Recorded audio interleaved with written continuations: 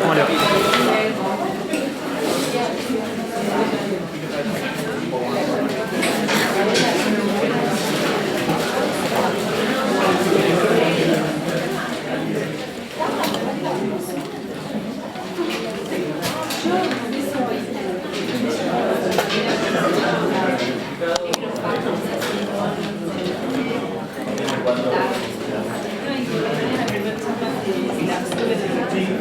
Todavía no está, pero la verdad.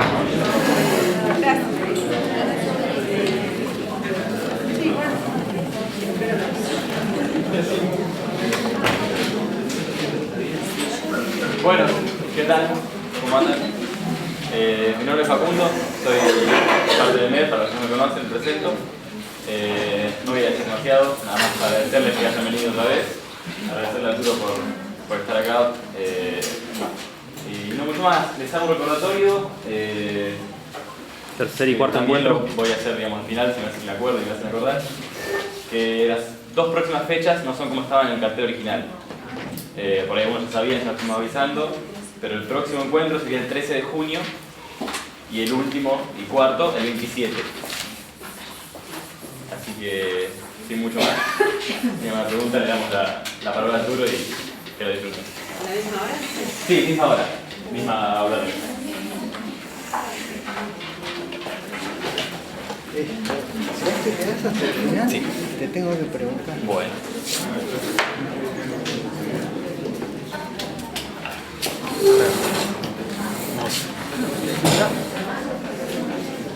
Bueno, buenas noches. Yo también les agradezco su presencia, sobre todo a los que vienen por segunda vez, quiero decir que sobrevivieron a la primera. Entonces, voy a aprovechar, ya que anunciaste las fechas, para hacer un pequeño aviso, que el 6-7 de junio se hacen las jornadas de la Cátedra de Psicología Clínica, a la que están todos invitados, ya que son gente ávida de conocimientos. Vamos a hablar de clínica y la ciudad, la clínica, los problemas actuales de la clínica en la comunidad. No vamos a hablar, van a hablar de invitados en diversas mesas. Bueno, retomemos entonces el tema de los discursos y para ubicarme yo les voy a pedir indulgencia para repasar un poquito las claves de lo que hemos tratado la vez pasada. Primero, una noción nueva o diferente de discurso en relación a la idea coloquial que solemos tener en términos de la cantidad de discursos sociales que proliferan, religiosos, políticos, bueno, de género, etc. La idea de Lacan es que los discursos son estructuras, y son estructuras en términos de matrices, como estuvimos viendo, es decir, que son matrices en las cuales, según la posición que ocupen, ahí en esas matrices entran las palabras. De tal manera que Lacan puede llegar a afirmar que él prefiere un discurso sin palabras, justamente en términos de esta distinción de lo que es un discurso y lo que son las palabras y cómo las palabras entran dentro de estas matrices, y justamente a partir de la matriz es que las palabras adquieren significación y valor.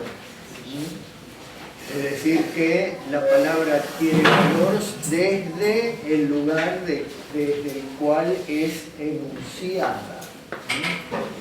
Por eso el tema de hoy va a ser fundamentalmente empezar a hablar del discurso del amo. Es decir, saben que no es lo mismo quien toma la palabra según el lugar, según la encarnadura que esa persona tenga. Es decir, según el significante que lo representa. De ahí que la gente cuando se presenta dice yo soy tal y cual, y eso es un significante que lo represente, y según el valor de ese significante uno le puede prestar más o menos atención, ¿no?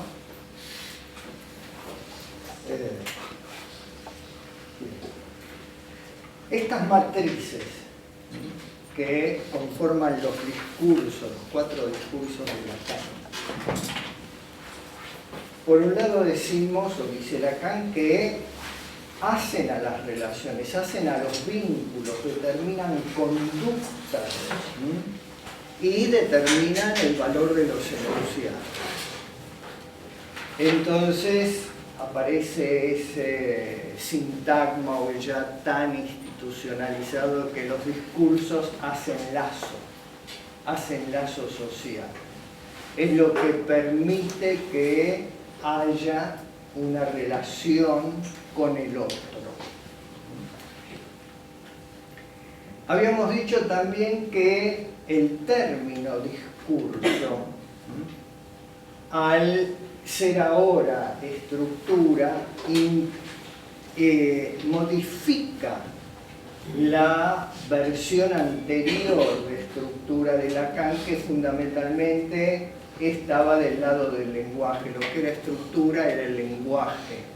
Ahora la estructura es el discurso. ¿Qué quiere decir que la estructura es el discurso? Que la estructura ahora incluye al sujeto que toma la palabra.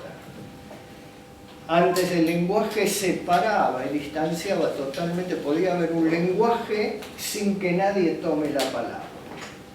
Hablar de estructura es hablar de discurso y hablar de una estructura dentro de la cual necesariamente hay alguien, un sujeto, que se hace cargo, que encarna la posición y por lo tanto hace uso de la palabra. Así que de algún modo esos dos términos que se manejaban antes, que era por un lado lengua y habla o lenguaje y palabra, ustedes deben conocer el título de un trabajo de Lacan, Función y campo de la palabra y el lenguaje y la palabra. Ahí están los dos términos, por un lado el lenguaje y por otro lado la palabra. Acá están ambos articulados en la noción de discurso. Porque hay, por un lado, está, por supuesto, se presupone que el lenguaje, pero por otro lado se presupone también a alguien que toma ese lenguaje y hace uso de él. Y estas matrices están conformadas, habíamos visto la vez pasada, de lugares y de letras. Lugares que son fijos, son 4 discursos, son 4 lugares, son 4 letras. Yo, para no ser menos, dije son 4 clases. ¿No? Por lo menos. Y habíamos especificado cuáles eran los lugares, que los lugares son lugares fijos y tienen nombre. El lugar de la gente, el lugar del otro, hay alguien que toma la palabra y se la dirige al otro, el lugar de la verdad y el lugar de la producción.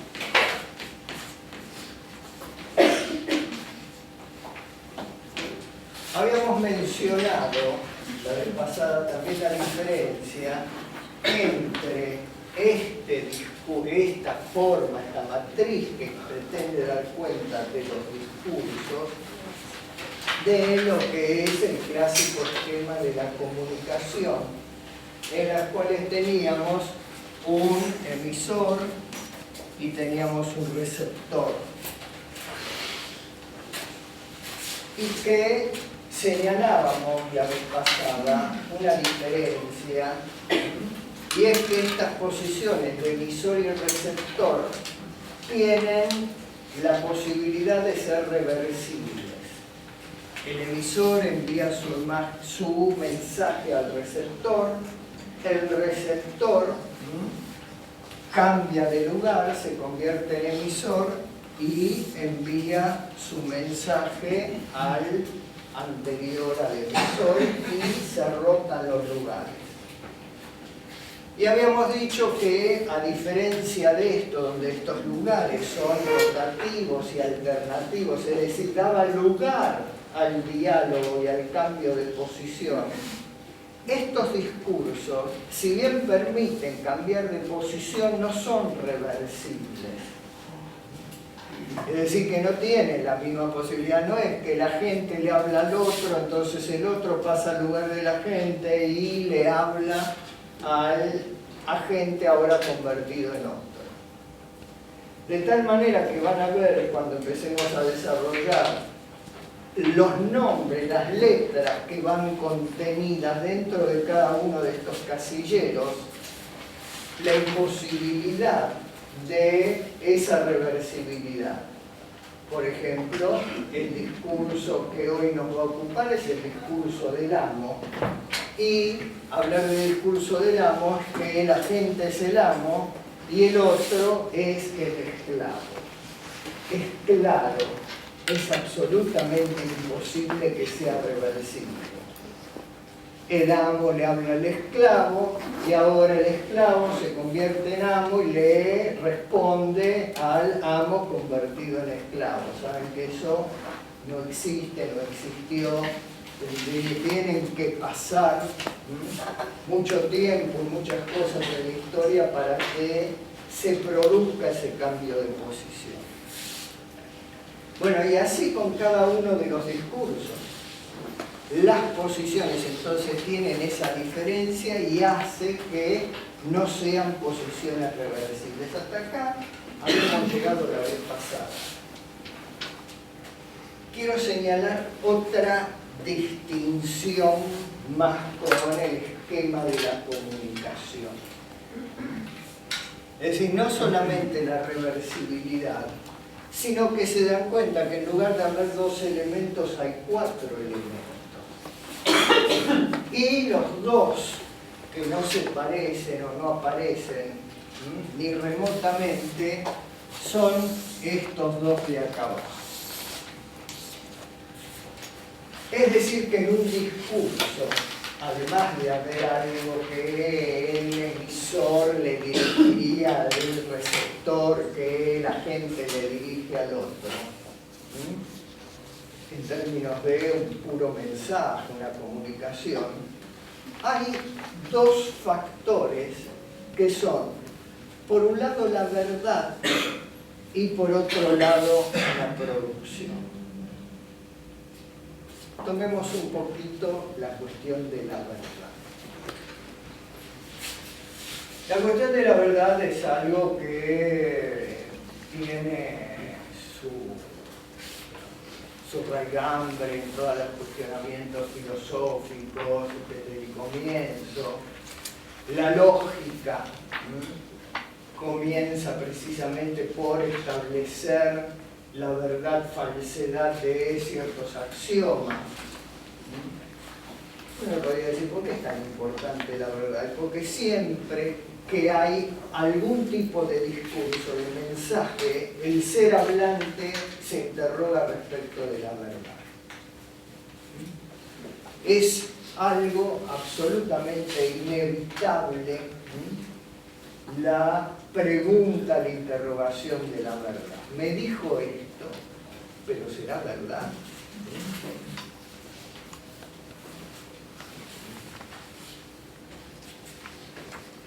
decime de verdad si me querés. Sí, te quiero. Pero es verdad que me querés. Bueno, este ejemplo ya les da una idea de que la verdad es algo que existe, que nos atormenta, que, como dice Lacan, nos causa, es decir, nos motiva, nos empuja, pero es irascible.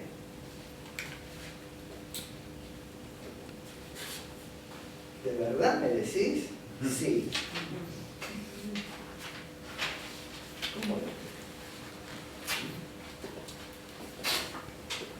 Esa persona que pregunta si de verdad me querés y le dicen sí, se cree que es verdad. De ahí que Lacan dice varias cosas divertidas respecto de la verdad, por ejemplo, que primero, la verdad siempre está en el marco justamente del lenguaje, siempre no se puede, no habría verdad si no tendríamos palabras, si no tendríamos lenguaje. Por eso en un artículo que se llama La ciencia y la verdad formula una expresión que fue muy ruidosa en una época donde él expresa y dice: yo la verdad hablo. Y muchas veces se entendió como una infatuación de Lacan, él, la verdad, hablando. No, yo era el yo de la verdad, era la verdad como yo. Lo único que puede hacer la verdad es hablar. El yo la verdad hablo, entonces quiere decir que la verdad solamente se plantea en términos de palabra.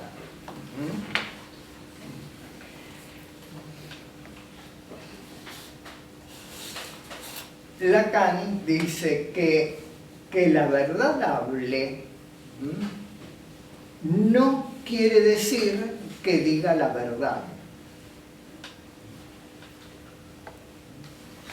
Es decir, yo la verdad hablo, la verdad habla, no hay verdad si no fuera a nivel de una frase, de una oración, de un silogismo, verdadero, falso. Ahí. Pero que hable no quiere decir que diga la verdad, es decir, que siempre se plantea la cuestión de si es verdadero o falso. Por lo tanto, en cuanto a lo que uno recibe de ese decir, de esa palabra, cada uno se las tiene que arreglar en relación a la verdad o falsedad. Alguien dice, se pregunta o se plantea la cuestión de la verdad y no importa, ¿de verdad? ¿Es de verdad? ¿Me lo decís de verdad? Sí, te lo digo de verdad. Cada uno se las arregla, si cree, si no cree. Y Lacan llega a decir entonces, justamente por esta cuestión, que la verdad siempre se dice a medias, porque nunca es del todo verdadero, y aún si uno quisiera mentir en esa mentira, también estaría diciendo a medias una verdad, porque uno no miente con cualquier cosa. Me encanta la escena reiterada en las películas, una escena que parece de comedia, en la que una pareja está en una situación sumamente comprometida, para no decir que están teniendo relaciones en una cama, y entra el partener al dormitorio y los dos que están teniendo relaciones se sorprenden y alguien dice: no es lo que parece. Tener esa frescura de decir no es lo que se parece.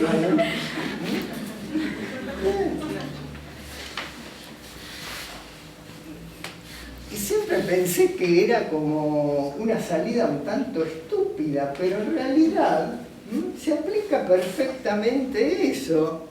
Está también diciendo la verdad. Porque seguramente que se atribuye ese acto mucho más de lo que estaba sucediendo. Es decir, todo lo que esa persona que entra, que irrumpe, le parece. Seguramente que no era eso que a él le parece o a ella le parece. Entonces ahí también, fíjense, como en una situación tan sosa, uno puede decir que diga lo que uno diga, dice una verdad, pero la dice a medias, porque también estamos seguros que no estaban charlando de política ahí en esa situación. Bueno, la cuestión de la verdad que desvela, que nos desvela a los seres hablantes, lleva justamente a la necesidad de develar la verdad, hacer que aparezca la verdad. Ahora, esta cuestión de que la verdad siempre es dicha a medias, también lleva a que entendamos que cuando uno devela la verdad, cuando uno entra a la habitación y ve a su pareja con otra persona, aún develando la situación, no es lo que parece. Es decir, que el máximo develamiento al mismo tiempo es velamiento.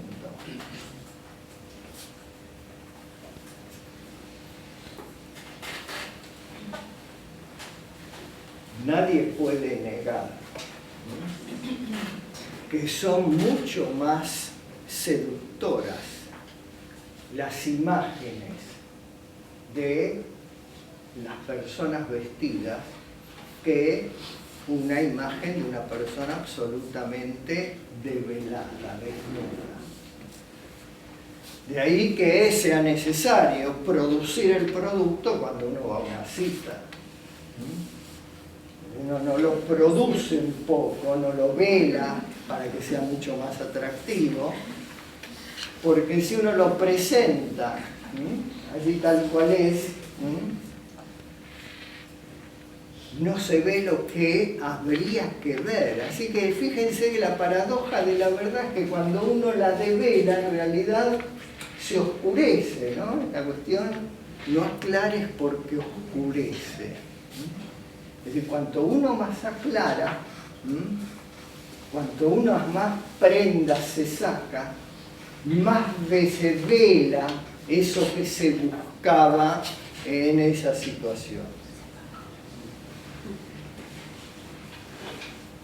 Cuando decía antes que la verdad causa, es porque justamente esta verdad es motivo de búsqueda insaciables, es motivo de la curiosidad y es también la causa de las protestas.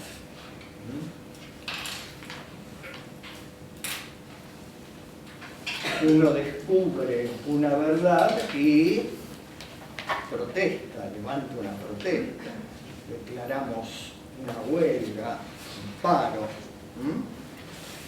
De repente nos damos cuenta que hay una verdad que no podemos tolerar y por ello declaramos un paro. Y podemos decir que efectivamente la práctica del develamiento es una práctica que para algunos es necesario, es compulsivo y se insiste permanentemente en develar, sacar velos y sacar velos y sacar velos.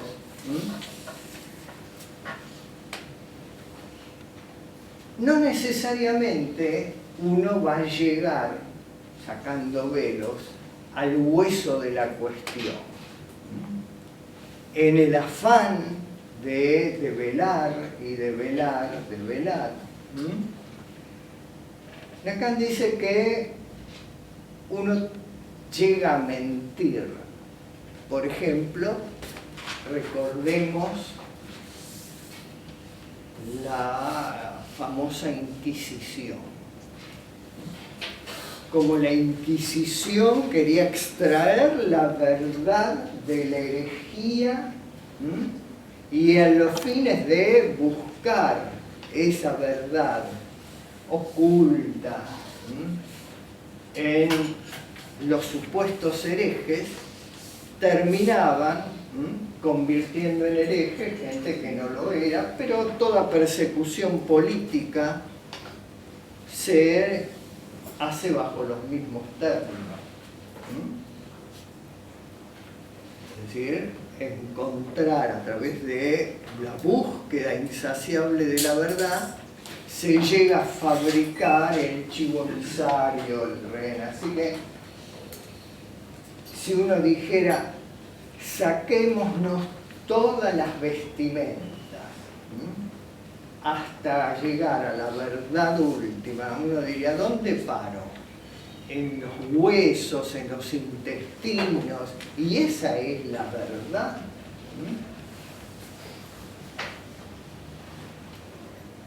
Recordaba casualmente hoy una frase de una novela de Eco, Umberto Eco, que es un personaje misógino que para justificar su aversión a las mujeres decía, al final, ¿qué somos todos? Una bolsa de excrementos.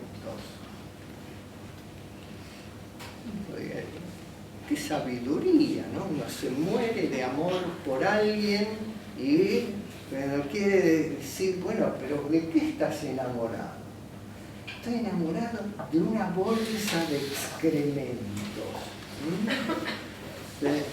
Fíjense cómo uno miente, porque la verdad que es fantástica la frase, pero no es verdad del todo. Aunque uno no podría negar que si lo pusiéramos a ese cuerpo en una mesa de autopsia, probablemente lo abriríamos y diríamos, sí, es una bolsa de excrementos, lo puedo comprobar, pero no era eso lo que nos enamoraba, la causa de nuestro amor. Así que este es el punto de la verdad, y lo que dice acá en el discurso es que esta verdad, por un lado, es lo que sostiene a la gente,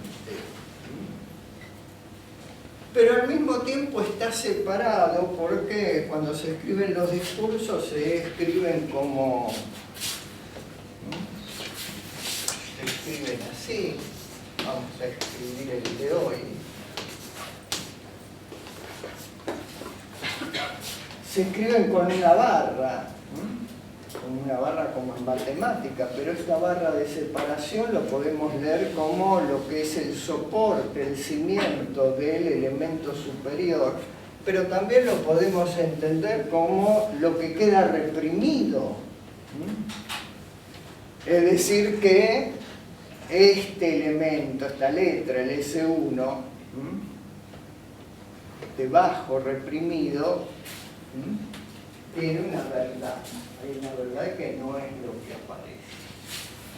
Bueno, y el otro elemento que decíamos que hacía diferencia con la teoría, con los dos de la teoría de la comunicación, es que en el discurso, entonces, además de haber una verdad, se plantea la cuestión de la verdad, también se plantea la cuestión de la producción. Entonces es una maquinita el discurso. El discurso no es solamente comunicación, sino que es una maquinita que produce algo.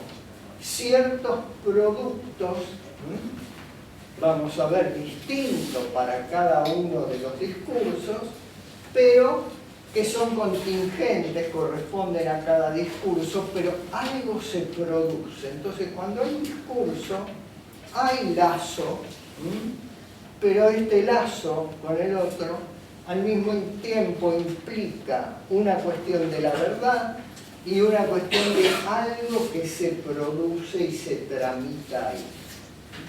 Entonces no es solamente, y esto queríamos destacarles, la diferencia entre una comunicación que sería te digo esto, me viene aquello, entonces que hubo intercambio de mensajes. No, hay algo que se produce siempre que hay discurso. Si hay lugares, estos lugares son fijos, siempre están en esta posición, gente, otro, verdad, producción. Estos no se mueven nunca. Van a cambiar, vamos a ver que van a cambiar de nombre. A este de repente se lo puede llamar semblante más adelante. Pero son lugares fijos. Lo que entra en estos lugares fijos son las letras que son estas cuatro. S1, S2, S tachado y A. Estas letras son movibles, es decir, que pueden ir rotando, van a ir rotando dentro de estos cuatro lugares, pero van a ir rotando manteniendo siempre este orden. Es decir, que no es que las vamos a cambiar de lugar, sino que siempre se va a mantener esta secuencia, ya sea que la miren así o que la miren en esta dirección, siempre se va a mantener esta secuencia, pero si tuviéramos un disco podríamos decir que lo podríamos ir rotando de a cuartos de vuelta. Entonces, por ejemplo, este que se llama el discurso del amo, tiene en el lugar de la gente un significante 1, en el lugar del otro un significante 2, tiene en el lugar de la verdad un sujeto tachado y tiene en el lugar de la producción un sujeto A.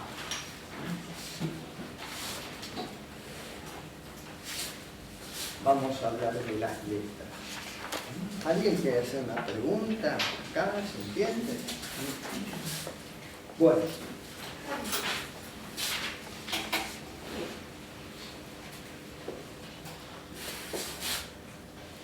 Si ustedes miran estas tres letras, pueden evocar algo que Lacan insiste mucho en este seminario, en el seminario 17, que es su definición de que un significante representa un sujeto para otro significante. Y le tapamos la. ¿Qué quiere decir que un significante, uno, representa un sujeto para otro significante? Primero, que el significante puede representar. Este significante 1 está en función de representar. ¿Por qué acentúo representar? Porque este significante 2 no va a estar en función de representar. El que representa es el significante 1. Para poder decir que algo representa otra cosa, las dos cosas tienen que ser diferentes. Es decir, si yo vendría acá y decía mucho gusto, yo soy Arturo Friedman, vengo en representación de Arturo Friedman, ¿no? Este sería una tautología. ahora sí digo que vengo en representación de los compañeros del centro. Yo soy el representante de... Es decir, que tenemos que ser diferentes. Cuando uno escucha la definición de Lacan, que un significante representa un sujeto para otro significante, suena bastante tautológica. Porque si significante y significante, tengo significante al principio y tengo significante después. Entonces, ¿qué es eso? Un significante representa un sujeto para otro significante. Entonces, lo primero que hay que hacer es reconocer de que este significante no puede ser igual a este otro, porque si no sería Arturo Friedman, viene en representación de Arturo Friedman.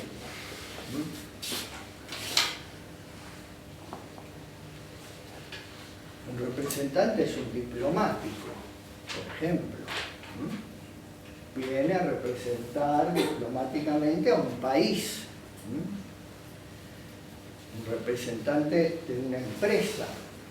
Soy representante de tal empresa transnacional acá en este país. Es decir, que siempre se trata de otra cosa.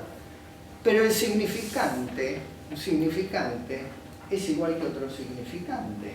Habíamos dicho la vez pasada que justamente la teoría del significante implicaba de que ningún significante se caracterizaba por su sustancia, por su esencia, sino que se caracteriza por su diferencia con otro.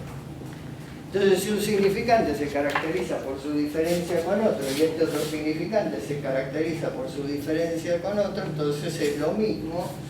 Y habíamos dicho que la estructura mínima del significante es un significante, si ustedes quieren, un palote, y conjunto vacío, la falta de significado. Esa es la estructura mínima. Hay un significante y hay una falta de significado. Si ponemos música puede ser un boliche.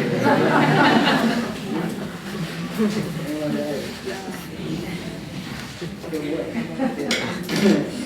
bueno. Le vamos poniendo onda.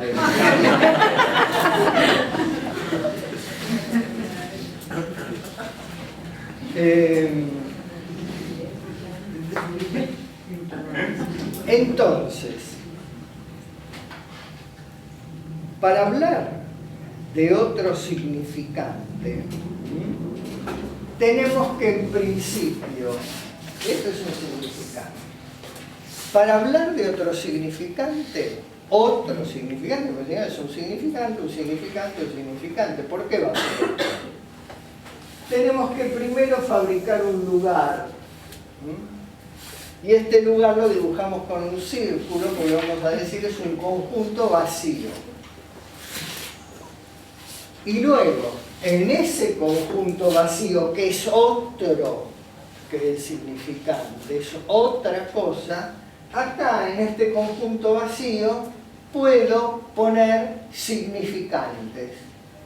Pero ya no es lo mismo el significante que está dentro de este conjunto vacío que el otro significante. Entonces acá puedo poner un significante, puedo poner una cantidad de significantes, y si estos significantes tienen algún tipo de articulación entre sí, conforman una red, como decíamos la vez pasada, podemos decir que este es el S1 y este es un S2.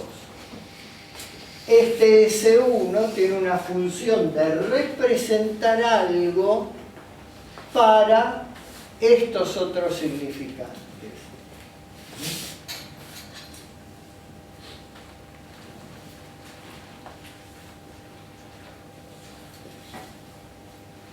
Usted puede decir, o yo digo, es una operación lógica bastante refinada esta. ¿Qué tiene que ver con el psicoanálisis? ¿Tiene algo que ver? Lacan se tiró. Bueno.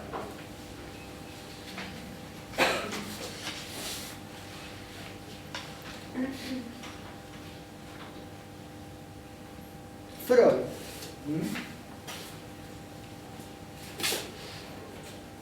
Se topó con algo que era motivo de sufrimiento para algunas personas, las histerias.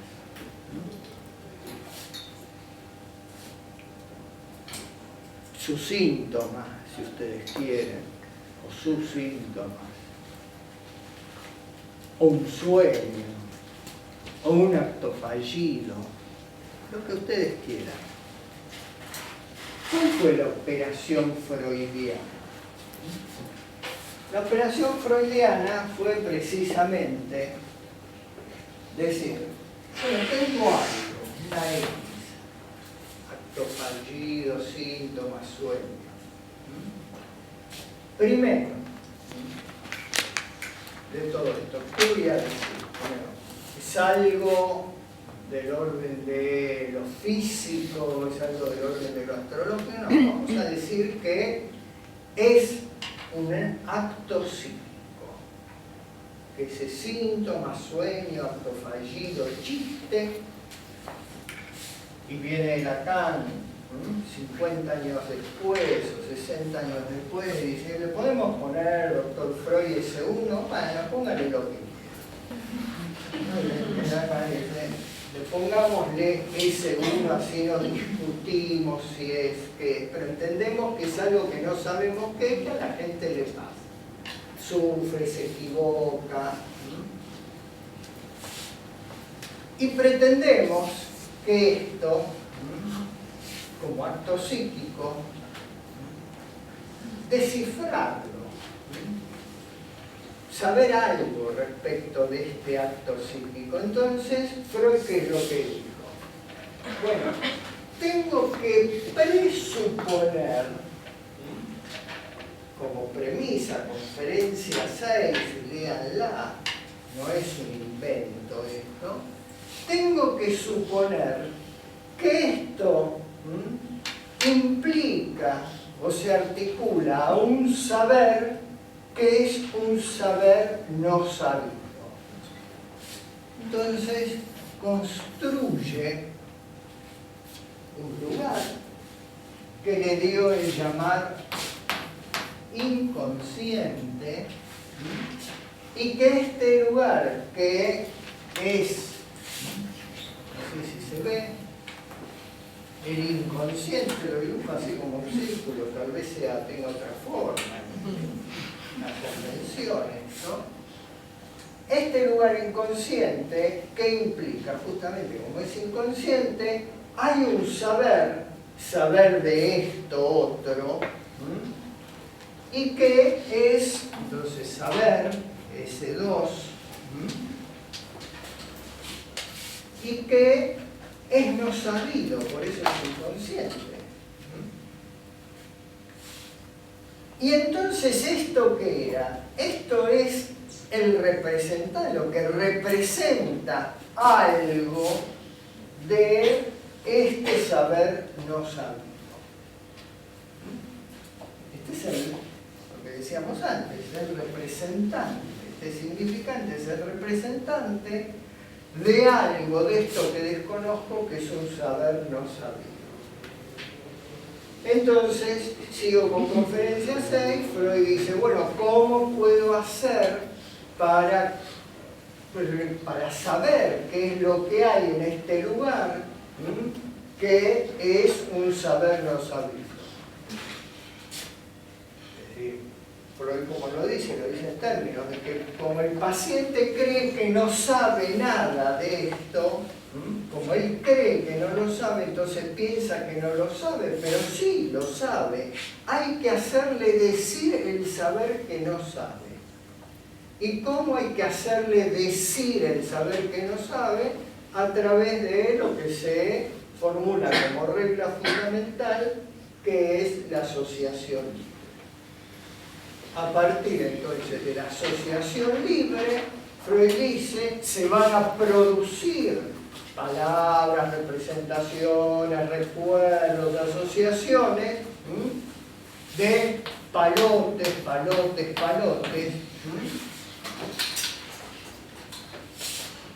Pero el paciente dice, pero está bien, yo voy a decir todo lo que se me ocurra. Pero, ¿por qué esto va a tener que ver con esto otro? Y Freud va a decir, porque hay una sobredeterminación, hay una razón en términos lógicos, por lo cual si yo estoy asociando respecto de este representante los significantes o los saberes o las representaciones o los recuerdos que produzca con mi asociación libre, tienen un lazo con este otro. No. ¿Estamos de acuerdo con esto? Es freudiano. Entonces, acá ya tenemos que entre este representante, S1, y el saber, que puede ser, fíjense, un saber que es no sabido, por lo tanto no es un conocimiento, porque yo no lo conozco, pero bajo ciertas condiciones, en ciertos dispositivos, se puede producir ciertas cadenas de significantes, ciertas redes de significantes que tienen una articulación, por eso le llamamos saber, porque estos también son S1, S1, S1, S1, S1. ¿Y por qué todos estos S1 no son una pelota de S1 y lo llamamos saber? Porque hay una red. ¿Y qué es lo que me da cuenta de la red? Bueno, me da cuenta de la red que debe haber una razón por la cual estos significantes emergieron a partir de la asociación.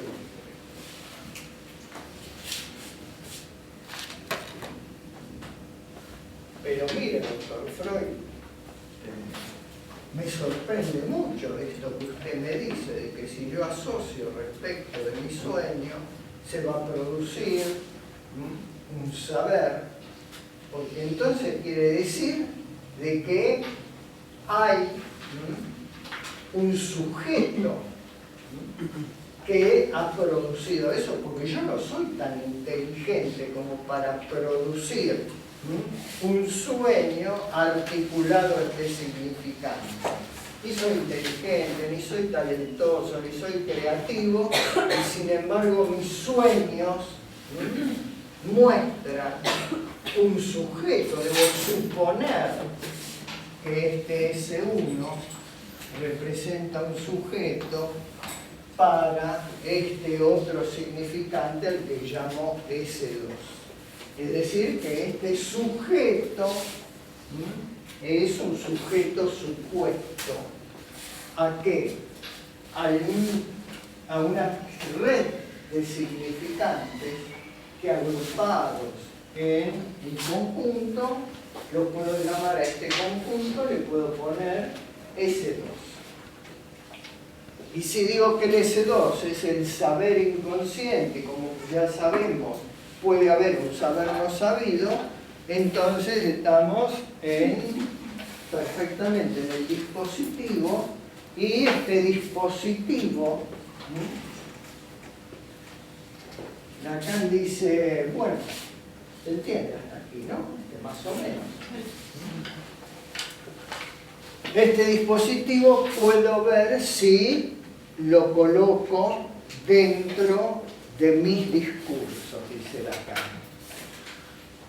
Resulta que el discurso del inconsciente, si llamamos que eso es un trabajo, ustedes saben que Freud en un capítulo es el trabajo del sueño. El inconsciente freudiano es un inconsciente laborioso, trabajador. Resulta que aplicando eso a estos lugares de los discursos, me encuentro con que el discurso del inconsciente coincide, corresponde, se superpone exactamente al discurso del amo. Todavía no hablamos de por qué este es el discurso del amo, pero fíjense que tengo un S1 tengo un sujeto que, es decir, este C1 representa este sujeto para otro significante, y este significante es, en realidad, habíamos dicho la vez pasada, una red de significantes, no es uno solo. Entonces resulta que el S1 de nuestro síntoma, de nuestro acto fallido, es un amo que nos hace trabajar, puestos en el dispositivo, producir significantes que suponemos que estaban antes, porque no sabemos si estaban antes, pero lo cierto es que nos pone a trabajar. Entonces tenemos que este significante que me representa como sujeto del inconsciente, no sabemos qué es, me hace producir un montón de significantes, y es lo que uno trabaja, es decir, que es como un amo que me pone a trabajar y a producir significantes, pero lo interesante es que como este discurso, el discurso del inconsciente, todo ese uno me hace trabajar de mañana, de tarde, de noche, mientras duermo. Este significante amo es un explotador que pone a trabajar al resto del significante todo el día y de repente, a diferencia del discurso del amo, donde Lacan dice, ¿qué es lo que pretende el discurso del amo? Que la cosa funcione. Este discurso del inconsciente se manifiesta cuando la cosa no funciona. Quiero decir, estoy hablando y de repente me equivoco, tengo un acto fallido, y en ese acto fallido puedo decir que un significante estuvo trabajando y enredó esos significantes de tal modo que se produce el acto fallido. Y ustedes se acuerdan que Freud dice, cuando la gente asocia con los sueños, inmediatamente, tal vez lo primero que uno puede asociar son restos diurnos. Y esos restos diurnos a veces son deseos insatisfechos del día anterior, pero a veces son representaciones que quedaron por ahí, también podríamos decir significantes, que ponen a laburar a este aparato durante la noche con esos significantes aislados, restos diurnos, ¡puf!, de repente un sueño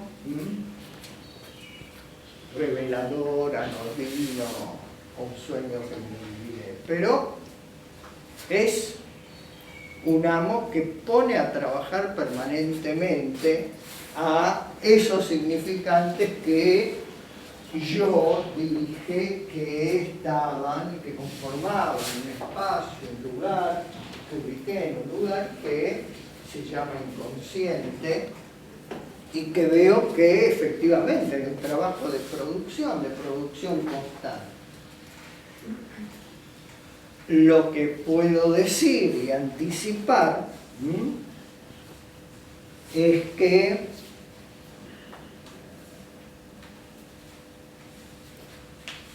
ese trabajo siempre va a ser explotado por esos significantes, como el amo explota a su esclavo, y podemos sospechar que ese saber que vamos a obtener de la asociación libre y del trabajo nunca se complete en un saber cerrado, en un saber absoluto.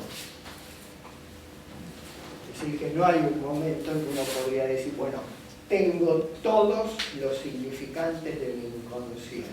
Aquí está, como los astrólogos a uno le dan la carta astral, uno podría tener, ¿no?, este circulito con todos los significantes del inconsciente.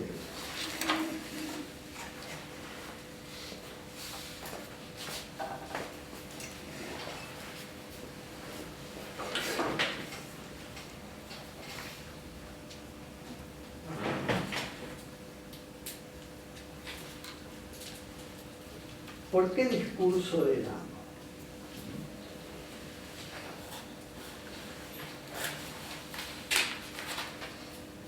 Lacan prácticamente desde el comienzo de su enseñanza siempre tomó la referencia de Hegel del amo y el esclavo.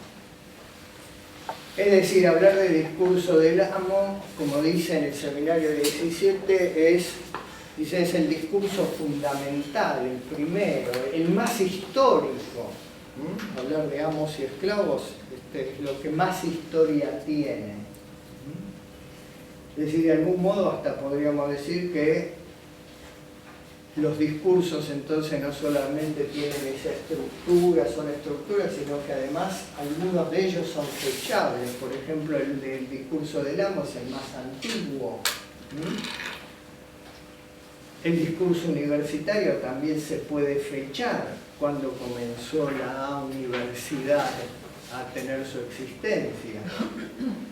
El discurso analítico es absolutamente fechable, es el más contemporáneo de todos y es el único de los discursos que tiene un nombre propio de alguien que lo inventó.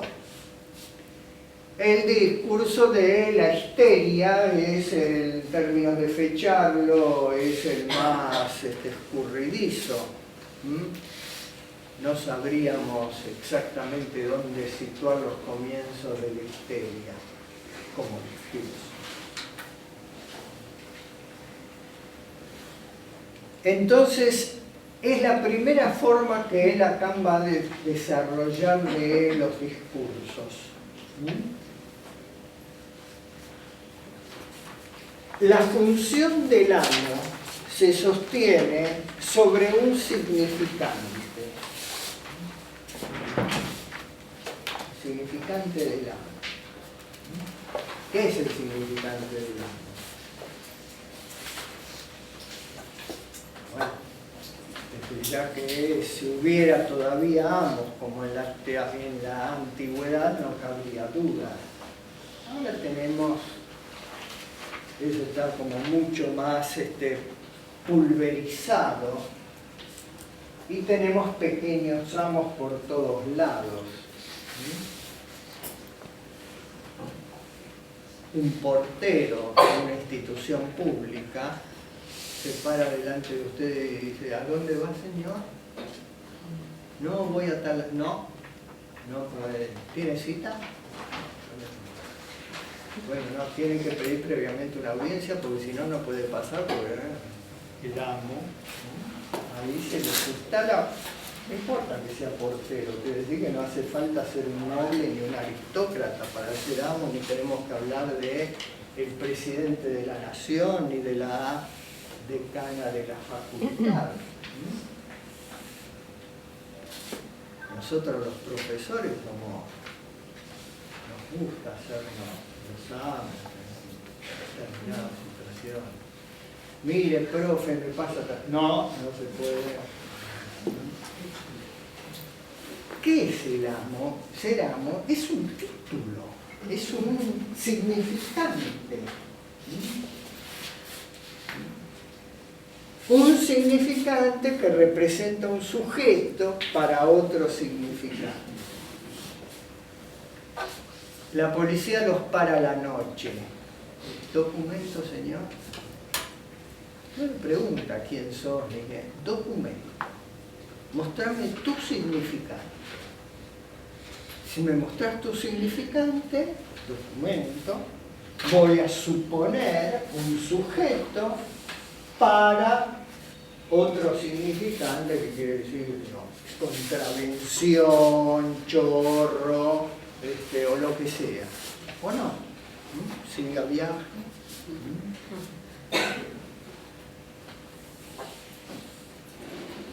¿Son personas? No. Ahí están claramente representados por un significante.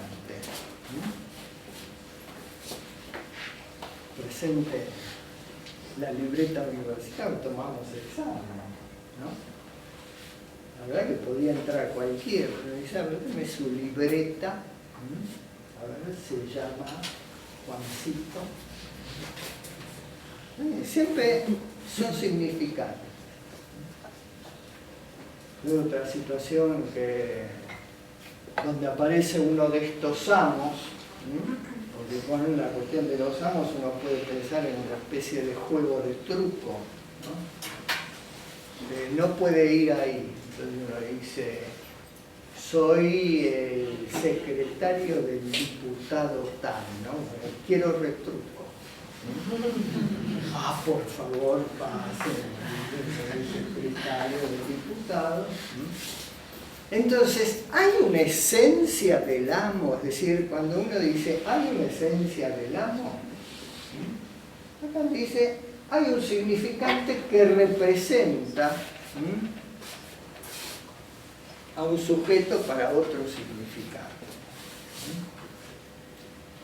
Entonces, aquel que está en amo tiene un significante que lo represente, y el que está en el lugar del esclavo no tiene un significante que lo represente.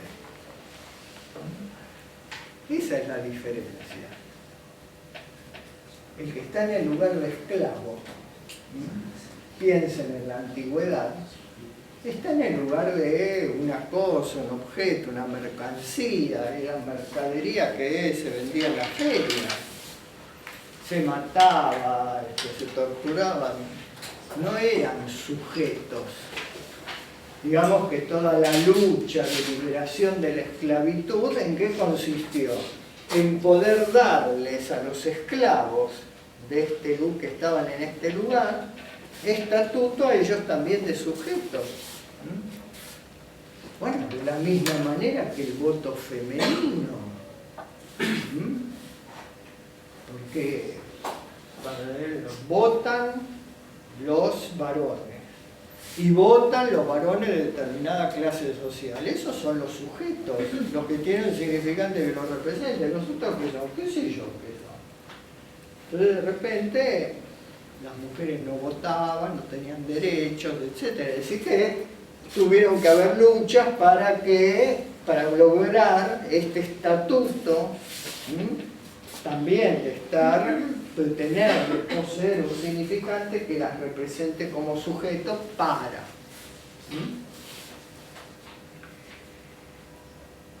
Si la esencia del amo es el significante, ¿por qué ponemos al esclavo en ese 2 y decíamos que era un saber? Porque el esclavo era el que tenía el saber.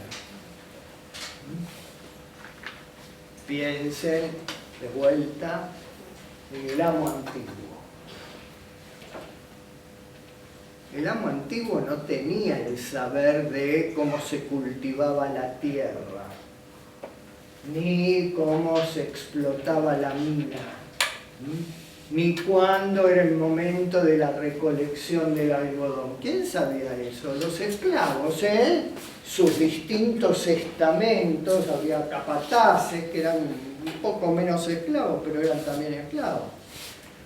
El amo que era, nada más que el amo que decía quiero. Es decir, que el amo, que es este que está representado por un significante, puede decir quiero comida.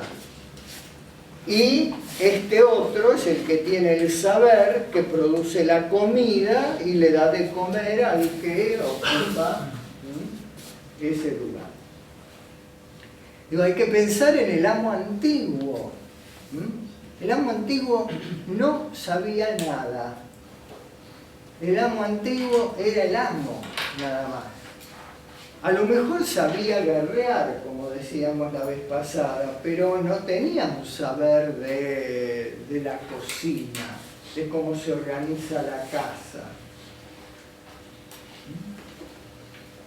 Había toda la serie, la colección de esclavos que se dedicaban a todo eso. Es decir, que el amo lo único que dice, quiero. Y pone a trabajar entonces al esclavo. Y entonces ustedes podrían decir, pero ¿y cuando el esclavo se revela y dice, no, pará, momento, yo también tengo derecho? Ya no es más esclavo. Cuando dice tengo derecho, ya se coloca en el lugar del amo. Le está compitiendo el espacio al amo. Entonces tenemos que del lado del amo está lo que representa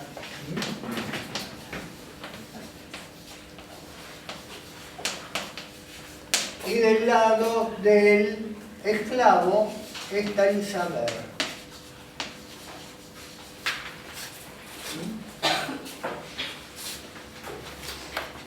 Como en el psicoanálisis, como en el discurso del inconsciente.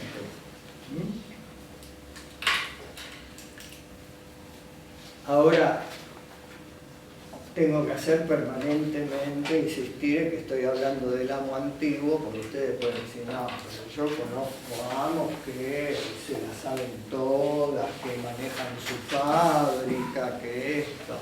Bueno, es que estamos hablando de historia. Y el amo antiguo, el que no sabe nada, el que no trabaja, me contaron el otro día, quedan algunos, unos poquitos, me contaron el otro día una supuesta anécdota de un tal Menditelli, gran deportista, por supuesto, aristocracia argentina, nacional, gran deportista, corredor de carreras y no sé qué más, rugby, que parece ser que se hizo famoso porque ganó varios rallies importantes y que una de las carreras, la anécdota es que en una de las carreras llevaba muchísima ventaja y de repente el auto se detiene, el auto se descompone, baja el copiloto que era mecánico y le dicen, por suerte es la correa, vamos a cambiarle la correa. Y por lo menos dice, ¿cambiar la correa? No, yo no me engraso las manos y abandonó la carrera. Eso es un amo propiamente. El tipo no hacía la guerra, porque ya no se hace más guerra, por lo menos los amos no se dedican a eso, pero no se ensucia las manos con grasa. Si el esclavo tiene el saber, lo que Lacan dice es que hay dos caras del saber. Porque si decimos que el saber puede ser un saber no sabido, podemos decir que hay un saber que puede ser sabido, articulable, y otro saber que no es articulable, que es el saber hacer. ¿Entiende lo que es el saber hacer? ¿Me dice? Ese tiene un saber hacer, ¿no? ¿Alguna vez los amantes de la cocina le habrán pedido a una madre, abuela, que les enseñe a hacer un plato que les encanta? No pueden articularlo. Va esto, esto, esto y cuánto, y un poco. Vos te das cuenta, pero ¿cuánto de harina? Y un poco, saben hacer, pero no lo pueden transmitir. Y entonces decíamos, ¿cómo es que el amo actual no es igual, no es que es solamente pura representación, pura pinta, digamos? Bueno, porque desde la Grecia antigua ha habido todo un trabajo para que el amo sea ilustrado. Desde los filósofos, Platón, Aristóteles, toda la enseñanza de ellos iba dirigida ¿a quién? Iba dirigida a los amos para que los amos sepan, no solamente representen, sino sepan. El Príncipe de Maquiavelo es un manual para la formación del príncipe. No alcanza con que diga yo soy el príncipe, no, tenés que saber cómo se hace política. El Maquiavelo le enseña. Entonces tenemos, digamos, otro tipo de amo, un amo que está más ilustrado, que tiene cierto saber. Es decir, que la parte esa de saber articulado, no la del saber hacer, sino esa parte del saber, decíamos que Lacan divide entre lo que es un saber que se puede llegar a articular y un saber hacer que no se puede transmitir. Esa parte de saber articulado se ha volcado, se ha transmitido al lugar del amo desde la Grecia y fundamentalmente ahí tuvimos gran injerencia los universitarios. Hemos intervenido, como dice Lacan, para sacarle el saber del bolsillo a los esclavos y que el saber ese pase al bolsillo de los amos. Entonces ahora tenemos amos que tienen un saber en el bolsillo, saber que le expropiaron a los esclavos.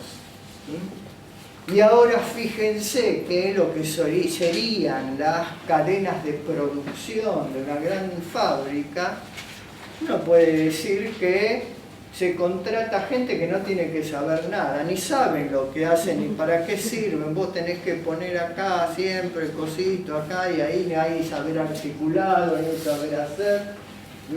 El que tiene el saber, ¿quién es? Los que tienen el saber son los amos y los gerentes universitarios, que son los que le sacaron todo el saber a los esclavos antiguos.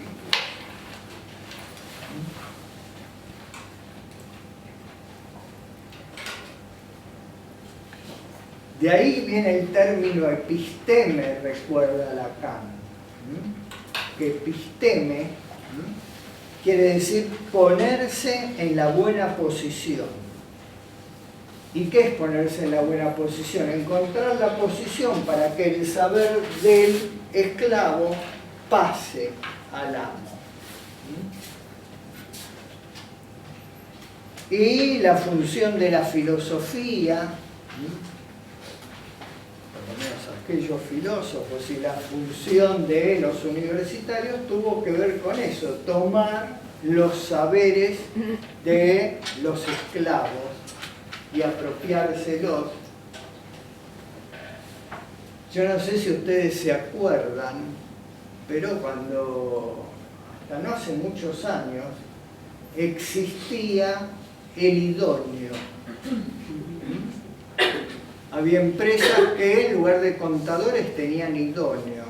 ¿Qué era un idóneo? Un tipo que sabía hacer. Perfectamente podía ir al lugar del contador, porque es un idóneo. Sabemos que hoy día no existe más ese lugar. Si uno no tiene un título universitario, no existe más, se requiere del aval de ese saber por una autoridad.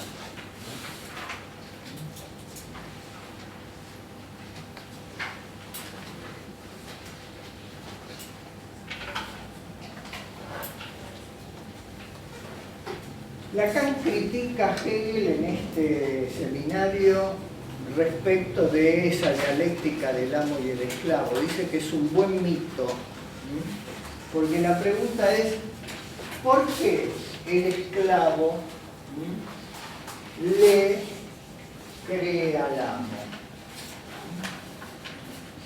¿Qué hace que el esclavo consienta?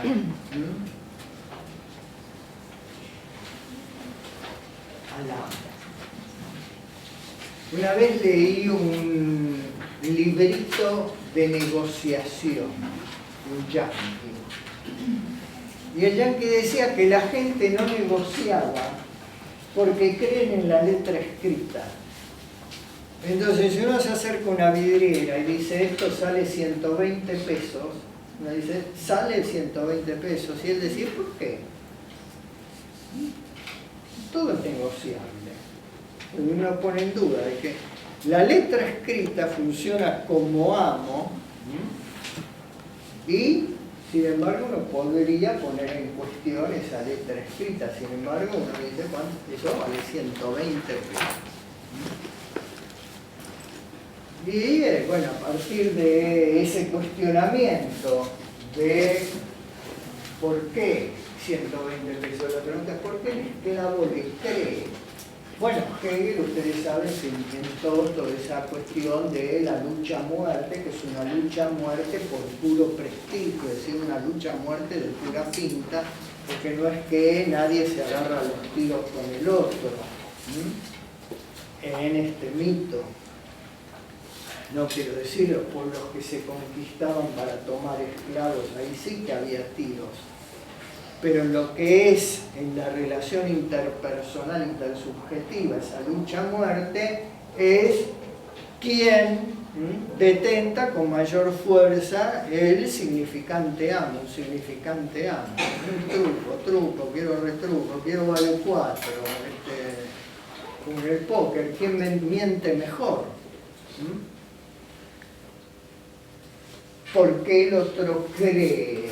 ¿Qué es lo que hace que el otro, el esclavo, le crea al amo? Y que por lo tanto haya una relación entre estos dos. Lo que Lacan, digamos, no termina definiéndose, ya que Hegel no, termina definiéndose por el lado de cierto, lo que no hemos mencionado hasta ahora, que es cuál es el producto, cuál es el producto de este discurso. El producto del discurso del amo son objetos, bienes, cosas que no lo benefician al esclavo, sino que lo benefician al amo. Entonces, si hay una relación entre los amos y los esclavos, es porque los esclavos producen objetos para la satisfacción del amo. ¿Por qué Lacan a estos objetos le pone objeto A? Porque estamos en el seminario 17 y ya en el seminario 16 hace una analogía con la plusvalía de Marx. Supongo que saben lo que es la plusvalía.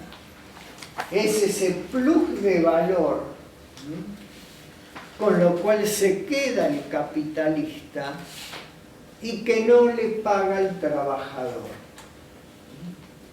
Más allá de que pague lo que corresponda, lo que sea legítimo, lo que diga el convenio de trabajo, lo que produce el trabajador es más de lo que recibe. Y en ese punto donde produce más, esa es la ganancia del capitalista. Y hay una frase en Hegel, en el Capital, donde Marx, más o menos de una forma teatral, dice que cuando los capitalistas se avivaron de que el trabajo era una mercancía, porque en definitiva pasamos del esclavismo al capitalismo. ¿Y qué implicó? Implicó darse cuenta que la mano de obra era una mercancía, pero era una mercancía que produce valor, más valor de lo que cuesta. Entonces, que cuando el capitalista se da cuenta de eso, se sonríe. Se ríe. Esa risa, Lacan la traduce en lo mismo que dice Freud de la risa del chiste, ganancia de satisfacción. Es decir, que no solamente que se queda con valores, sino que se queda con una satisfacción. Y esa ganancia de satisfacción le permite hacer una analogía entre lo que es ese plus de valor y este objeto, el que va a empezar a llamar plus de goce, porque no solamente que es un objeto, sino que es un objeto o objetos o ganancias que dan satisfacción. Es decir, que en la producción, entonces no se trata de la fábrica que produce cualquier cosa, sino que el discurso del amo es una fabriquita que produce satisfacción. De la misma manera, entonces, como decía Freud, que el chiste produce una ganancia de satisfacción, que el sueño es una realización de deseo, que el síntoma implica una satisfacción sustitutiva, es decir, una satisfacción que viene al lugar de otra que no se puede. Ese discurso del amo, discurso del inconsciente, el mismo que el discurso del inconsciente, produce satisfacción.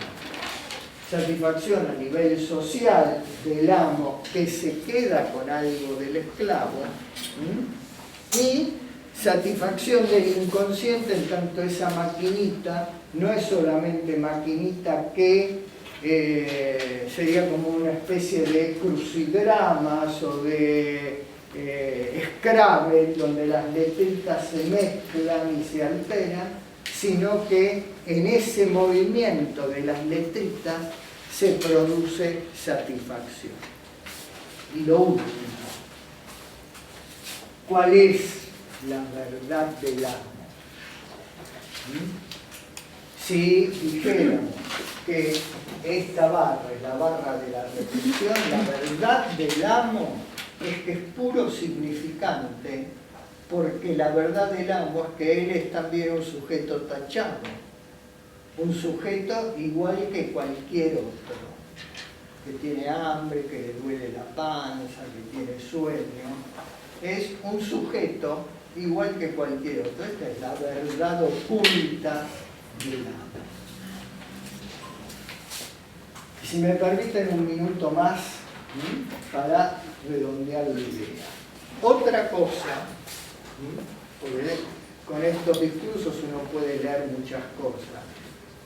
Otra cosa que uno podría leer con el discurso del amo es que en la época en que el discurso del amo era prevalente, la vez pasada ya habíamos visto justamente la decadencia del amo y cómo las neurosis se presentaban como modos de denunciar esa decadencia del amo. Pero en la época en que el discurso del amo era prevalente, si decimos que la parte de arriba es la parte del enunciado y la parte de abajo es la parte de la enunciación de lo reprimido, de lo inconsciente, lo que podríamos decir es que en la parte superior está la estructura, significante 1, significante 2, la estructura de las normas, de las leyes, de los reglamentos, y por debajo, reprimido, porque siempre tiene que estar reprimido, todo el campo de las fantasías, de los deseos, y de ahí que es justamente en el momento que empieza a resquebrajarse este discurso del amo, cuando Freud ya empieza con sus teorías, es decir, finales de 1800, es que Freud puede empezar a hablar del victorianismo, de lo reprimido, de los sueños, de los deseos, que se mantenían ocultos, tapados, bajo las formas que el amo impone. Esto claramente no es tan evidente ahora porque no es necesario reprimir los fantasmas, sino que al contrario es mejor mostrarlos y además mostrarlos en público y hablar por la radio a uno como le gusta hacerlo y qué ratones tiene y qué no ratones y sacarse la foto uno mismo para ponerse en bolas y en internet. Ha cambiado mucho, pero ha cambiado mucho porque podemos decir que el capitalismo está vigente, pero esta estructura que reprime todo lo que es fantasmático. Ustedes saben que estos dos términos articulados por un rombo es la fórmula del fantasma de Lacan. Todo eso tenía que permanecer reprimido, de tal manera, ¿no? Caso que nunca me acuerdo quién es, la de la chica que se le muere la hermana de histeria y que ante el cuerpo de la hermana se le ocurre ahora... Elizabeth, bueno. No sé qué me pasa con Elizabeth.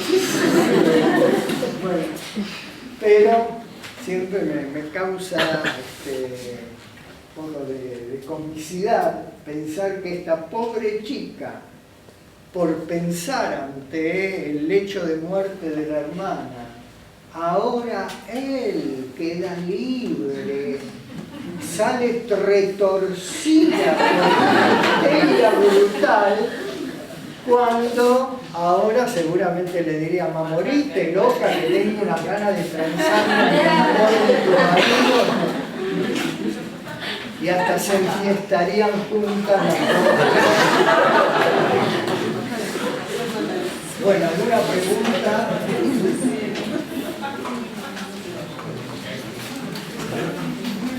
¿Algún comentario, duda, objeción, pelea?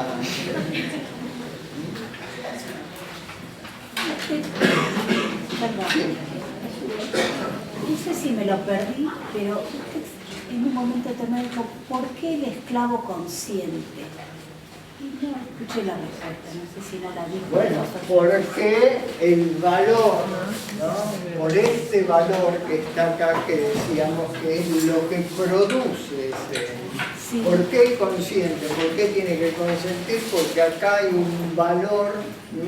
Pero el valor es para el que termina siendo para este otro, pero entonces este tiene un saber, produce, y la verdad, digamos, de por qué el consentimiento tiene que ver con este elemento que Lacan va a llamar un campo de goce.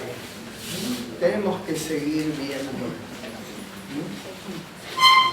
Es decir, que hay un goce también en el amo, que el amo me represente, el amo, sí amo, como no amo, estoy a su merced, lo que usted pida.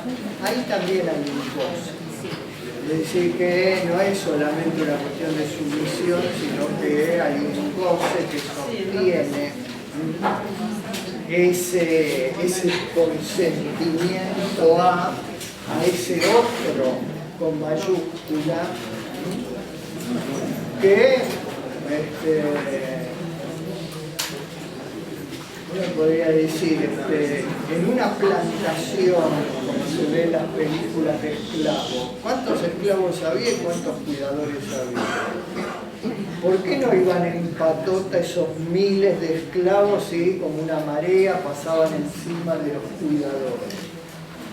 Porque había sometimiento y consentimiento en lugar del esclavo. ¿No? Ya. Bueno, el 13 de junio retomamos la tercera clase y vamos a seguir avanzando. Y el 6 y el